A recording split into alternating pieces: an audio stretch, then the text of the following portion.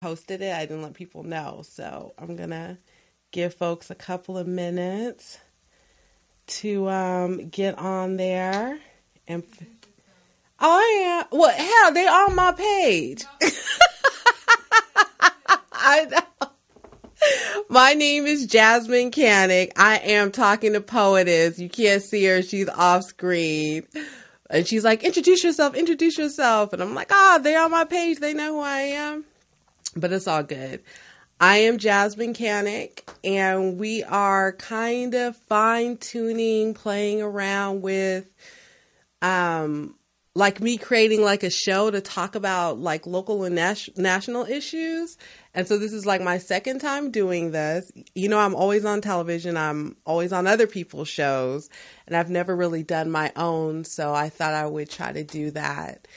And so that's what we're doing. We're just, I haven't really come up with the name for the show yet. So if someone has an idea, let me know. I'm more than happy to take suggestions. I had a couple of ideas of my own, but I wasn't really satisfied with them. So please, if you have an idea, definitely reach out and let me know. It is the day after the election. Usually the day after the election, I am completely exhausted. I'm not as exhausted as I have been in years past, but it was a really interesting election night. I do not know how many of y'all took the time to go out and vote yesterday, but hopefully you did. My disclaimer all the time during when it comes to elections is, if you didn't bother to vote and you could have voted, like, please do not come to me with any complaints, because I really don't want to hear it. And that's for real. Like, I'm not trying to hear it. If you have the right to vote, and you're able to do it, whether by mail or at the polls, and you still refuse to participate, but you want to sit around and complain about your water bill high, you don't like Trump, you don't like the mayor, you don't like the governor, that you didn't bother to vote, you got to miss me 100%. Like, I'm just not trying to hear you at all. I am going to talk about a couple of the races from last night. Not all of them, but a couple of them. So I guess the big race that everybody was watching last night was the governor's race. And I am disappointed in the outcome. I voted for John Chang. I'm very sad that he didn't advance as one of the top two. What we ended up with is Gavin Newsom, former mayor of San Francisco, and John Cox, who I believe was listed on the ballot as like a Republican businessman but one of the biggest things about Cox's candidacy that came in towards the end was the fact that he was endorsed by President Donald Trump. So those are our candidates we'll be choosing from in November. So it's going to be really interesting. A lot of people still aren't fully aware that in California, we have a top two primary system when it comes to state and federal races. That does not affect local races, but on state and federal races, because of Prop 14 in 2010, that now it doesn't matter if you have two Democrats or two Republicans, or a Democrat and a Republican, whoever the top two are, they're the two that are going to advance on to November.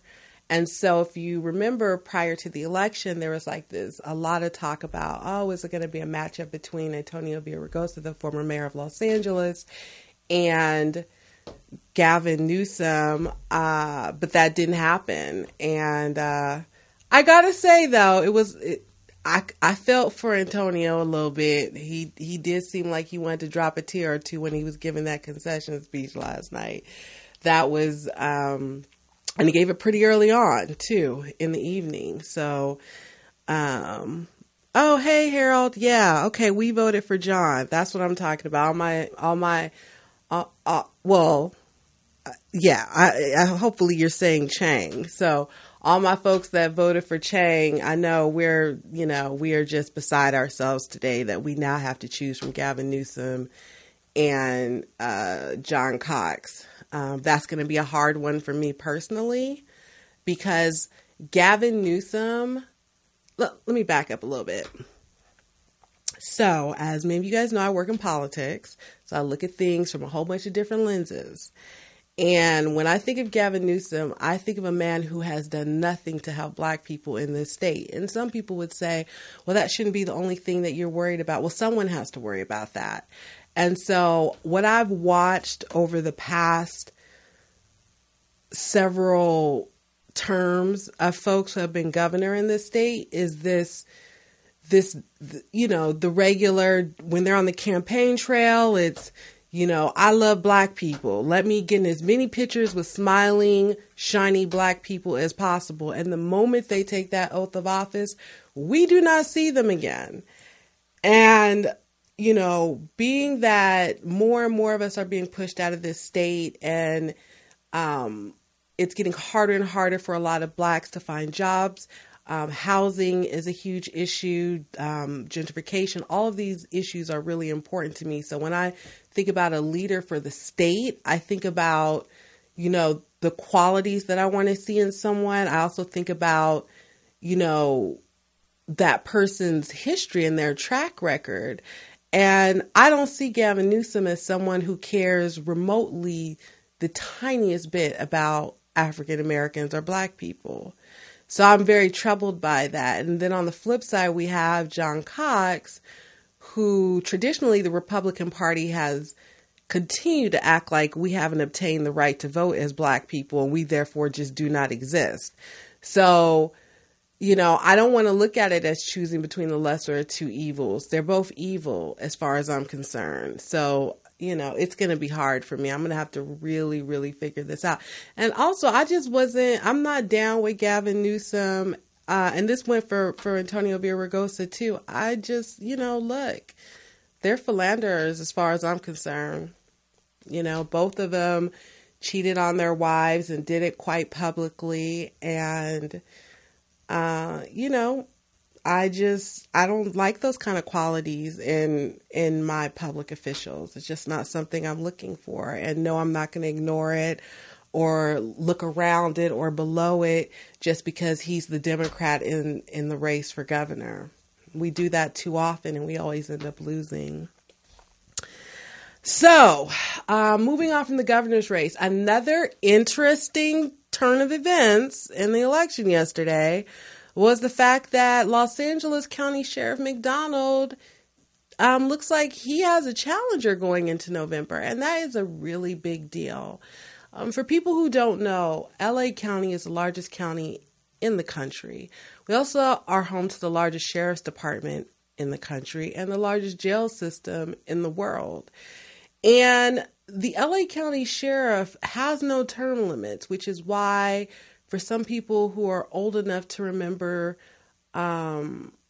Sherman Block and the length of reign that he had, many more will probably remember Lee Baca. And now we have McDonald. It's really interesting that he was not able to come out of yesterday's election as the outright winner, and it looks like going into November he'll have a challenger. That challenger is a lieutenant in the sheriff's department named Alex Villanueva. I actually have sat down and met with him. I'll probably try to sit down and meet with him and speak with him again. Again, in local races, it's an open primary, and so if you don't get, I believe it's 50 plus 1%, 50% plus one of the vote, then you face a challenger in November. And so it'll be really interesting to see how that race shakes out. It looks like even with no campaigning on her behalf, because she dropped out of the race after announcing the fact that she was pregnant, Compton Mayor Asia Brown looks like I got to go back and see if the numbers have been updated, But it looks like she may be advancing into November as well in California's 44th congressional district, which I find really interesting. Not surprising, though, for anyone who remembers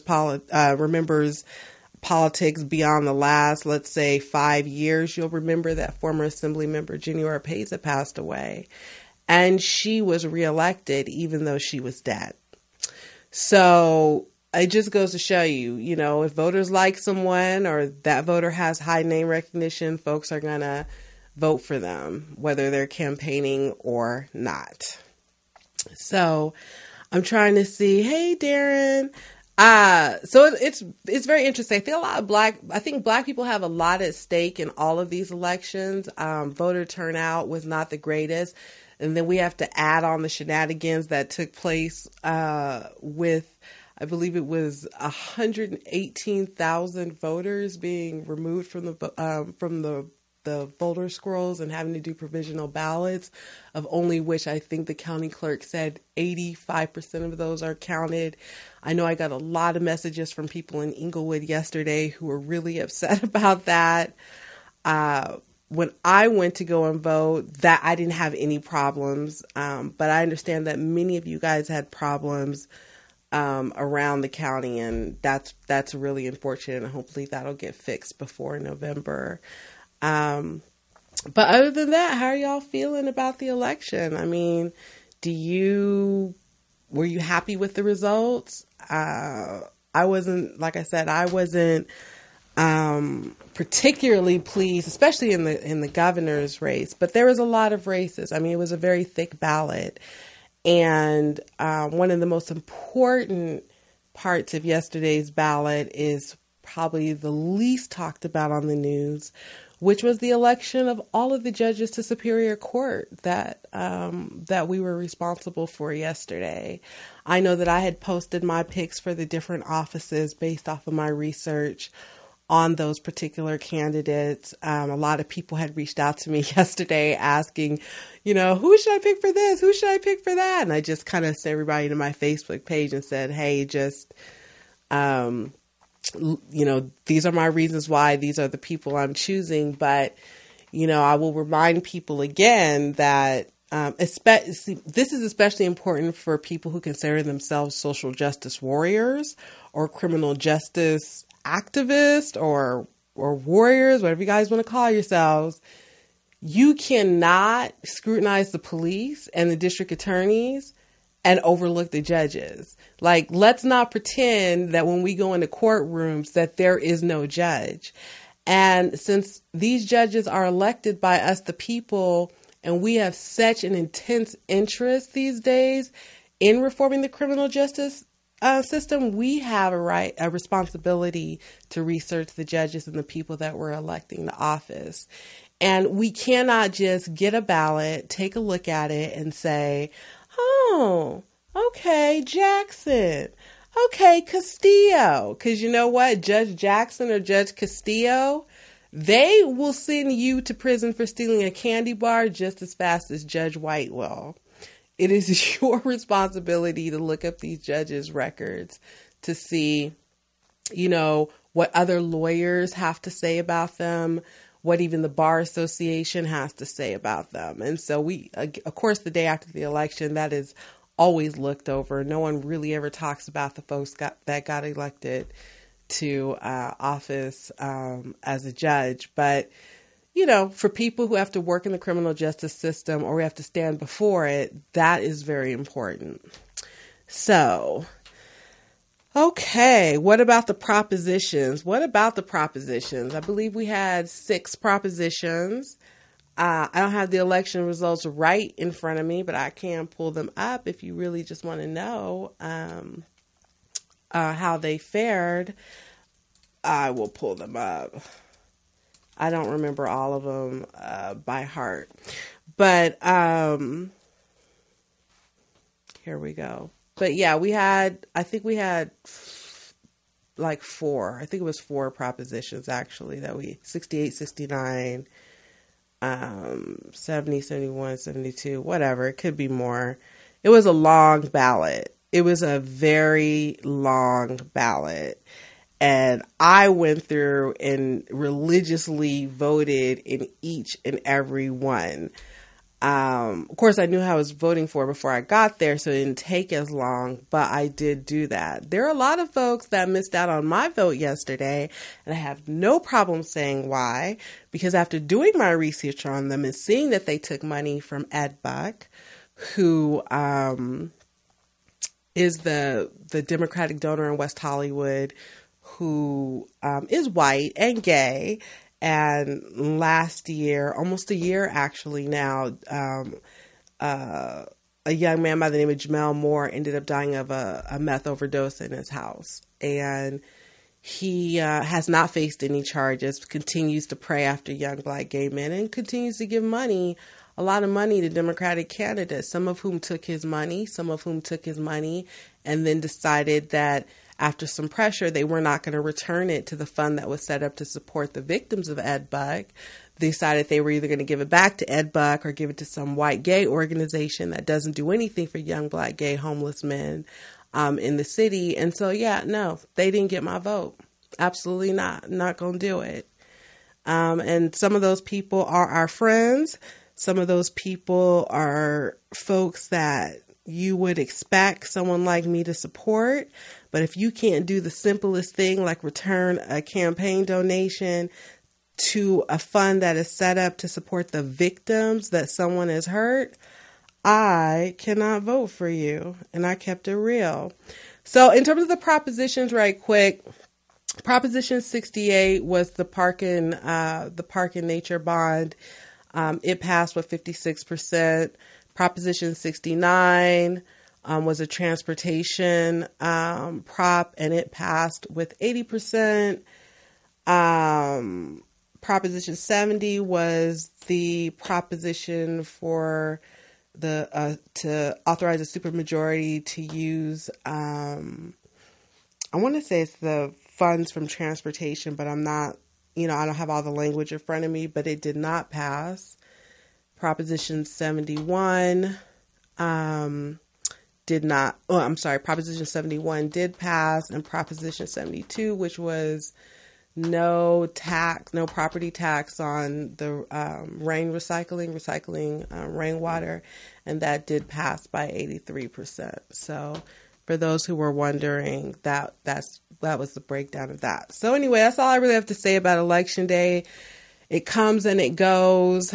Our voter turnout in LA County for all, and I don't want to curse, so I'm going to try not to curse, for all of the crap that we like to talk in this city, in this town about politics, it does not ever, ever manifest at the polls. So voter turnout, both vote by mail and at the polls, day of voting, was dismally low. That will probably change for November slightly. And in 2020, it will probably go up even higher just because for some reason people care more about electing a president than their local elected officials. And they go all out for the presidential, which I think is absolutely, ass backwards. Because what happens here, right here in your backyard, affects you quicker, affects you more than anything going on in Washington, D.C. I'm not saying what's going on in Washington, D.C. is not important, but for you to overlook what's going on at the Board of Supervisors, what's going on at City Hall, wherever you live at in the county, whether it's L.A. City Hall, Inglewood City Hall, Compton City Hall, Hawthorne City Hall, for you to overlook that in favor of paying attention to what Trump is doing in Washington, D.C. is you're doing yourself a disservice. That's all I have to say. So every time that water bill goes up or your property tax goes up or your light bill goes up, remember that you're not paying attention to what's going on down there. So that's how that works.